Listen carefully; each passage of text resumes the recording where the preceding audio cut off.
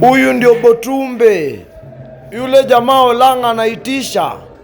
Ona vile anacheza ndondi, anatumia nguvu sana huyu jamaa. Lakini unaweza sema hako sawa, lakini wacha tutaona.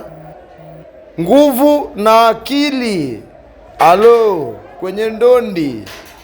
Olang pale anajua kuentertain na kutumia brain. Alafu iko jamaa hapa, ona vile anatumia nguvu. Ona vile anatumia nguvu, ni kama anabomoa nyumba badala acheze ndondi. Huyu jamaa Botumbe. Hii ndio title tunataka. Na kitu ya maajabu ni ati hii title aliichukua akiwa hapa Kenya. Hapa Kenya. Alo. Alikuwa anapewa watu wafifu. Watu hawajui ndondi. Alo.